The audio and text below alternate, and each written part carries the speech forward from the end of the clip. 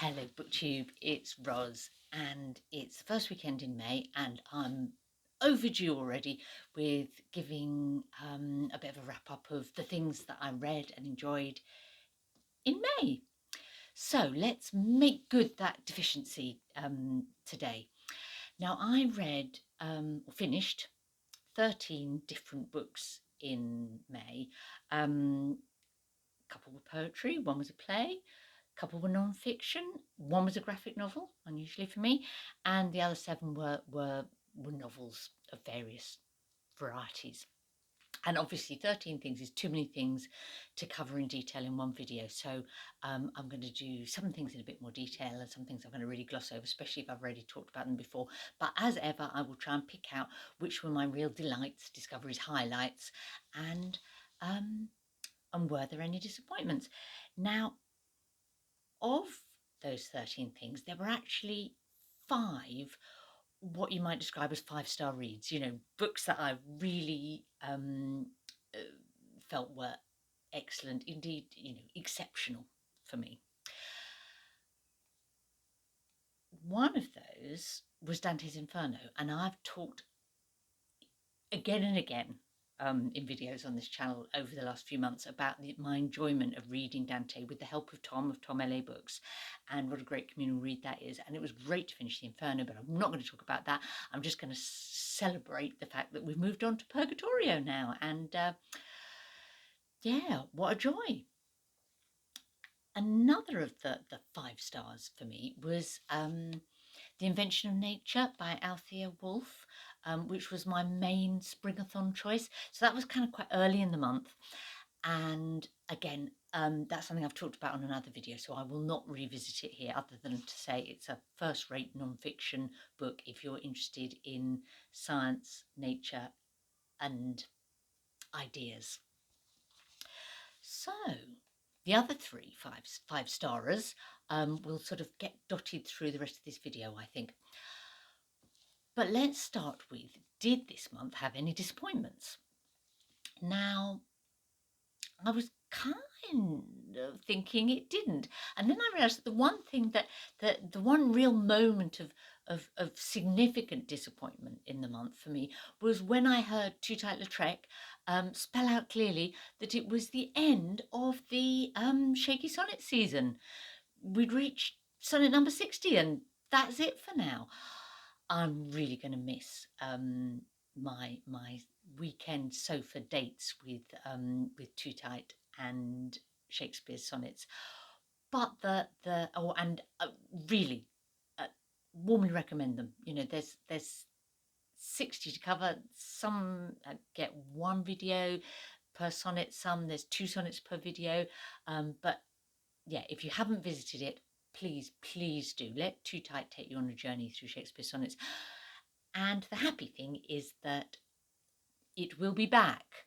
Yeah, Too Tight has not abandoned us. It's a pause before the next season of sonnety loveliness. And I know there are a lot of work to make, so I do appreciate that, and that a break is called for. Now, my other sort of, well, not disappointment, but because that's too strong a word, but slight sort of feeling of, oh, that wasn't quite what I hoped or expected it to be, was one of my choices for the 1900 to 1950 read, which Katie Lumsden of Books and Things kind of has been spurring us to in May. And that was a book that I positively recommend to people because my memory of reading it years ago is such a joyful memory. And I chose to read it as an audiobook because it was a reread and I knew I was going on a long drive. And the book is Diary of a Provincial Lady by E.M. Delafield. Now, it was initially absolutely the joy that I remembered it to be. It's warm, it's kind of lovable as a book. It's funny, classic British humour. Affectionate but satirical. excellent stuff. And I chose to read it as an audiobook because I knew I had a long drive to do because I was going up to Yorkshire to visit Tilly. And I have to say that I got stuck in an hour-long traffic jam on the M1 motorway, and E.M. Delafield, A Diary of a Provincial Lady, sustained me through that wonderfully and distracted me from the thought of the awful accident that had actually caused that delay. It doesn't really bear thinking about. So that was great. Then I listened to the sort of second half of the book on the drive back again from Yorkshire. And this time it did not fill me with the same utter joy and delight. It wasn't bad at all, but it just felt a bit static and samey. I suppose there was a lack of, I don't know, development and forward motion in it. And yeah, so disappointment would be too strong a word, but a feeling of like, oh, this isn't sustaining the level of delight, I suppose, that the book started with. Now, I think that kind of slightly static, stultifying feeling that it was generating was actually quite accurate and appropriate in that she was writing in, when was it published? 1930. And as a sort of a thinking woman who's got a husband and children and no career, life, there was a stultifying side to life, and she accurately reflects that. And then I also wondered whether it was to do with the format that I was reading it in, because probably that I'm not a great one for audiobooks, and it's not my chosen format, but obviously it works on long drives, and I deliberately chosen a reread for that. There was and I think that may have had something to do with it. I noticed that another of the things I read this month that's not in my favourite format was I read a graphic novel, as I say, which was Aya by Marguerite Abouet. And it was from the Ivory Coast, and the sort of subject matter and so on was sort of right up my street. And it was good, it was delightful, but I was left wanting more, and I think that was to do with it being a graphic novel and that not being something I'm well attuned to, or doesn't always hit the things that I most want from a book. But I don't think that it was being an audiobook that kind of took the edge off Diary of a Provincial Lady for me. And I think it is to do perhaps with the format of the book as originally written, because she was writing it as a series of sketches to appear in a weekly periodical. And I can see that if I were reading it in that way, if I was each week getting my weekly copy of this periodical, I would rush to her sketch, her Provincial Lady Diary sketch, and really enjoy that. And I wouldn't necessarily have wanted a whole lot of sort of change and development over that. Would perhaps have wanted that sameness. And then, of course, they were assembled together in a novel, and so it hasn't perhaps got the novel's sort of shape that you might look for. And I think that's why. So it remains a recommendation, but just maybe consume it in small doses and you'll enjoy it more. Now,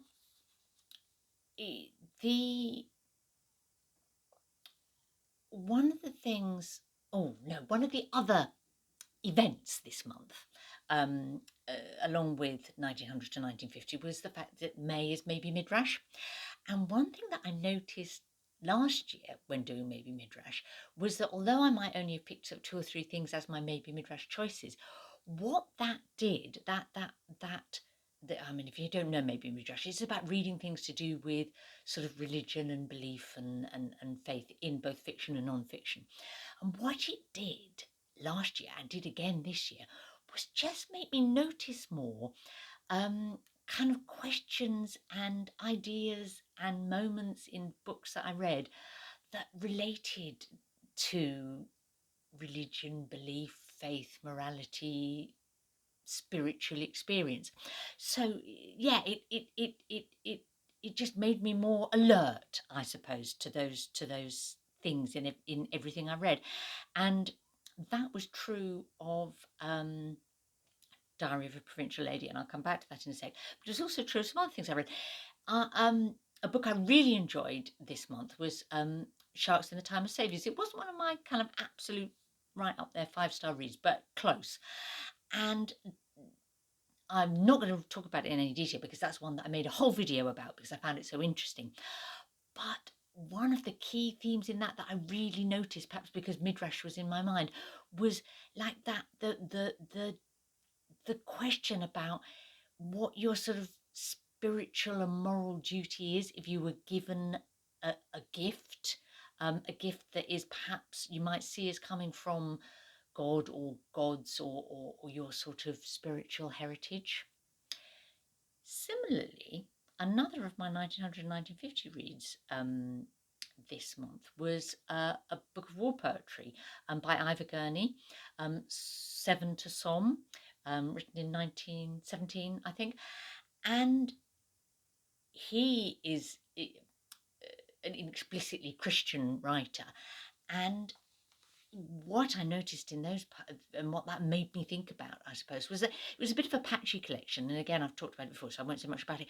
But the poems, he had some quite explicitly religious poems in that collection, but the ones that touched me in a spiritual sense were the ones that he wrote about nature and the landscape that he grew up in Gloucestershire. So yeah, it maybe was a more successful Springathon book for me than a maybe Midrash book, except that the the the the sort of philosophy of maybe Midrash is that it doesn't have to be about any one specific religion or religion at all. It's more about, you know, what do those things mean to you? So in that sense, it worked for that. But now, getting back to Provincial Lady and the protagonist, I don't give her a name because we never know her name. It's her diary. So, of course, she is only ever I. Yeah. Again and again in the book, and I think I noticed this more because of Midrash, she came up against a dilemma of she has a kind of conventional Anglican kind of faith, she participates in that, but her dilemma that she had again and again was between telling the truth as her religion would tell her she ought to, and on the other hand, kindness and social obligation. As a real, she could see the conflict between those two, and she would every time choose the path of kindness or sort of social nicety, and fail to live up to what she believed was the moral strictures of her religion. Now, that is a dilemma that I would have liked to bring to another of my 1900 to 1950 authors this month, which was C.S. Lewis, because I read his book, The Screwtape Letters. The Screwtape Letters are a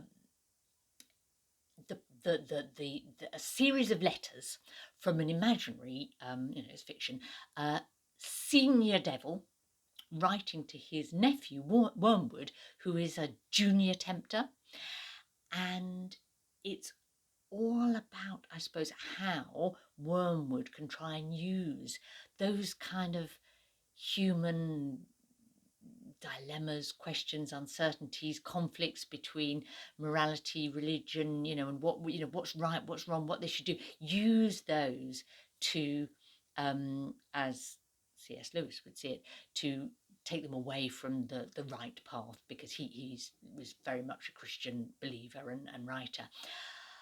As a book, it has so much of the same kind of classic British humour, wit, cleverness, satire that Diary of a Provincial Lady does, but as I say, with a different aim. That its aim is not just to sort of amuse and also make you think about women's place in society. It is a sort of it has a religious purpose, I suppose. And I knew that would be the case because it was also, like Diary of a Provincial Lady, in a sense, a reread for me, because I'd never read it myself, but I had it read to me by my headmistress when I was a schoolgirl. And she read like a letter a day in assembly for one term. And what a joy that was. It was the one time, I think, in my entire school career when I really looked forward to assembly every day, because we'd get another episode, another letter between Screwtape and Wormwood. come into it now, it's not the religious content, I suppose, that speaks to me, obviously, now. But what does still absolutely speak to me is Lewis's gentle, thoughtful, perceptive analysis about human foibles. He's affectionately making fun of those, but also really thinking about human fallibility, and obviously, from his point of view, how God, Jesus, is addresses that and cares for that, and doesn't, I suppose, sort of penalise us for that. But just the way he talks about it is definitely a delight, and it's a book that I would recommend to you, whether or not you're Christian or even religious. There's so much to get out of it about human nature and I suppose morality, and what makes us stronger and what makes us weaker. It's really interesting that he talks about how extremes of actual pain and suffering are, in a way, may actually bring us to well, we may be able to endure those or respond to them with courage. But the thing that gets most of us is when we feel that there's something unfair about that we are badly off compared to those around us. And yeah, he Screwtape tells Wormwood to exploit that feeling to help capture his human for the devil. There we go. Now, two other things I read this month for 1900 to 1950. One was a play, and that was Pygmalion by George Bernard Shaw. Now, C.S. Lewis and George Bernard Shaw have something in common, in that they were both writers who were born in Ireland but aren't necessarily seen as Irish writers, in that they're more British, because I guess they were from a period in Ireland's history when Ireland was not independent, but also they both basically moved to England and stayed there. So Pygmalion was a very enjoyable read, not a 5-star read, interestingly, although it's seen as a or Shaw is seen as a pillar of amongst British dramatists. I'm not going to say anything more about it though, because I did a video with Tilly for our Discussing Drama series, where I really go into it. So go to that if you're interested in Pygmalion and George Bernard Shaw. It was written in 1912, by the way. But my other 1900 to 1950 choice was one of my reading peaks of the year so far, and certainly of the month, and that was The Waves by Virginia Woolf. And now, when did she write that? I have to look it up. I can't keep dates in my head, so I have to look down. 1931 she wrote it. So it's a sort of mid-period, I suppose, novel for Woolf. And what I would say right off is that this is an absolutely extraordinary book, but don't read it as your first Virginia Woolf. Definitely not. It's don't start here, basically, because it is in a sort of more experimental area, even for an experimental writer. Tilly and I made a video a week ago about our 5 perfect books, and it's on Tilly's channel, not mine. It's on Tilly's shelf, so I'll link to it below. But we actually picked a Virginia Woolf for one of our 5 perfect books, but the one we picked was To the Lighthouse, because that has all the elements in it that you need as a reader from a novel, even though it's sort of modernist and experimental, whereas The Waves doesn't. But that doesn't mean, it's almost like it aspires to be something that is almost not a novel. I'm not expressing that very well, but you will, how to put it better, it's a book that has characters but yet they're almost not characters. They're almost there's 6 of them, and we follow them from childhood through to old age. So that sounds like character development, but it's almost like they're people that we experience moments with, and they're trying to work out who they are in their stream of consciousness a lot of the time.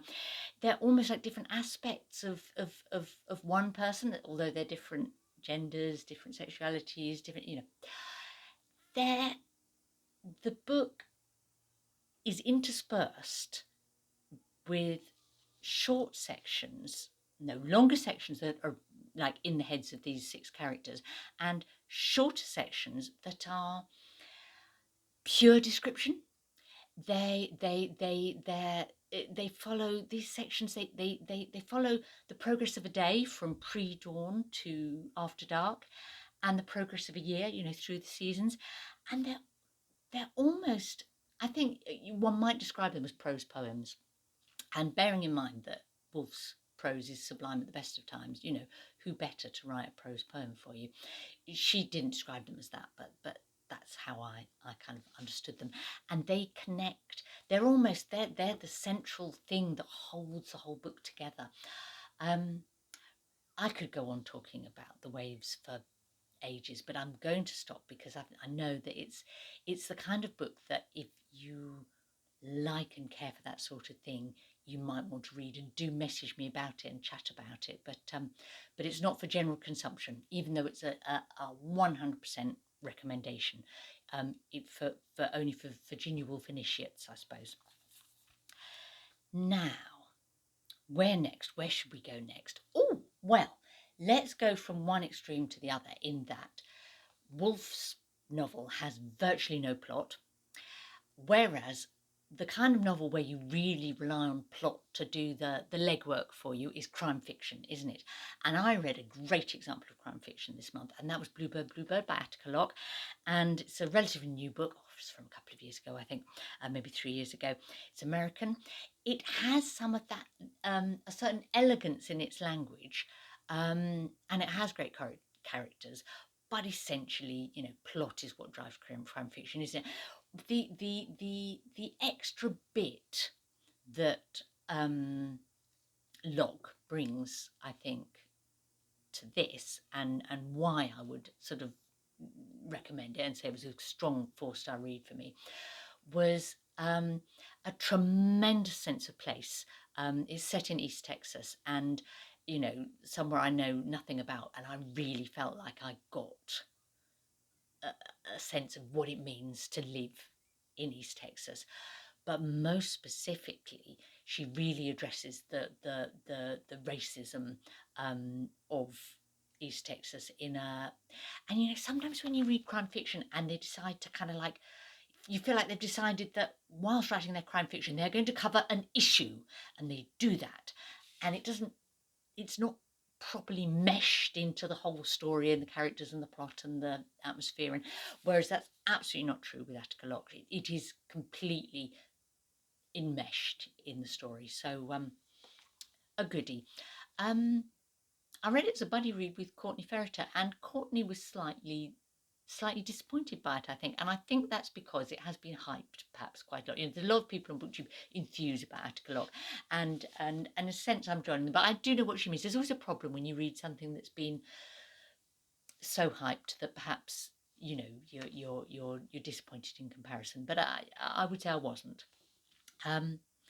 Now, the last 3 books that I'm going to talk about were all books that I read for the, loosely speaking, for the Asian Readathon, which was another thing in May. And 2 of those were 2 of my 5-star reads. 5 stars, you know what I mean. I don't literally mean, yeah, you can't reduce a book to that, but it's shorthand for saying, real highlights. Okay. And one of those, and I'm actually going to wave the book for a change. I forgot to wave the book for the Screwtape letters, but so be it. One of those was Trees on a Slope by Hwan Sung-won, and this is a book from Korea. It is a brilliantly wonderful book. I'm going to do and I read it with Sean, the Book Maniac, which added so much to my enjoyment as well, I think. I'm going to do a separate video, a Scallydandle to Korea, about this book, so I will not say anything more about it now, but, you know, watch this space if you want to hear more about that one. Strangely, the 3 books I chose for the Asian Readathon all turned out to kind of be about civil war, which was, I hadn't planned it that way, but it was interesting because, you know, this one is about the end and the aftermath of the Korean War, which was essentially a civil war between North and South Korea, but, you know, all between Koreans. The second I'm going to talk about was my also my non-fiction read for choice for maybe Midrash, and it was The Crusades through Arab Eyes by the Lebanese French author Amin Malouf, and I picked it for maybe Midrash because I was thinking The Crusades through Arab Eyes. Okay, so that's going to really go into the sort of the religious aspect of that the conflict that was the Crusades, and it does it brilliantly through going to the primary sources of Arab chroniclers writing at the time. But so why do I say it's a book about civil war? Because actually what comes out from those Arab chroniclers and writing the book through that lens, as Malouf does brilliantly, is that actually whereas my perception of the Crusades perhaps is of, you know, a Western European invasion by Christians with the explicit purpose of, you know, trying to capture Jerusalem and get kind of the sites of Christianity back into a Christian control. From the Arab perspective, they didn't always see it like that, I suppose. That it was a lot more complex, and that a lot of the response from the sort of Muslim sort of political leaders, powers in the area, was coloured as much by their mutual rivalry and anxiety to not, let the ruler of the neighbouring sort of region or city get one up over them, that made it very hard for them to ally against the invaders. So although at times they did, and successfully, I mean, really interesting. I've now got a much better understanding about the impact of the Seljuk Turk invasion and political control of the area, the Sunni Caliphate based in Baghdad that in theory had the religious leadership, but yet you had the Shiite Fatimids in Egypt that also. I suppose the answer is it's really complex picture, and at times, I mean, ultimately they were able to come together enough to push the Crusaders out. Further complicated by the fact that also in that part of the Middle East you had kind of what you might call indigenous Jewish and Christian, you know, Armenian and Coptic Christian and the Byzantine, you know, basically it's not as simple as we might think, and that is always the joy with history. I love it always. It's like, you know, you get the dumbed down version, you know, and then you find out it's a bit more complicated than that. You gather I really enjoyed the book. So I really wanted to end this video on a high note. And so the last book I'm going to talk about was absolutely one of my best books of the month, and that was An Unnecessary Woman by another Lebanese author, Lebanese American now, Rabbi Alameddine, and he wrote this in 2014. And I chose it because Tilly told me, my daughter, that she said, this, you've got to read this, it's a real Roz book, and how right she was, because it's a book for lovers of books. which of course I am. Now, brings us back to the maybe Midrash thing, of finding that in every book I read this month, I suppose I was alert perhaps to the religious or spiritual elements. And the main character in this book, Alia, is brought up as a Muslim, but she actually finds her meaning in life through books, which is something I can identify with. She never leaves Beirut, where she was brought up. She lives her whole life there, but she travels, as she says herself, all over the world through books, which as a Scallydandler, I recognised a fellow Scallydandler in Alia. I'm not going to go into loads of detail about the book, despite saying it is absolutely brilliant, because Tilly did a review of it that is better than I would, I think. So I will link to that below. But it is two strengths of the book that I will mention. One is the way it depicts civil war and the impact of living in a city that is ripped apart by civil conflict, and I found that quite moving. But the way human beings, the people who live there, just have to get on with it, I suppose, and live regardless. The other thing that I thought done extraordinarily well in this book was writing about an older woman, and although it harks back through her whole life, at the point when the book is written, it is very much she is in old age and infirmity. What really amazed me, I think, no, that's not putting it too strongly, but what surprised me was that it's not written by a woman. Rabbi Alameddin has successfully written totally from within, in a completely sort of empathetic and convincing way, about an older woman, although he's a sort of younger man or middle-aged. Isn't it interesting the way, we sometimes think we're going down a bit of a road now that says people should, I don't know, that lots of fiction is kind of like semi-autobiographical, and that, it should all be about, own voices and, people writing things that from their own experience. I was absolutely comfortable with him as a man having written this book. So that gave me food for thought too, I suppose. So if you're a passionate reader, it is a book that I would 100% recommend. Have a lovely month of reading in June. If you've read any of my May books, do comment, or if you want to ask more about them, do ask. And I'm going to follow this up with a short TBR for June, but in a separate video because this is already too long.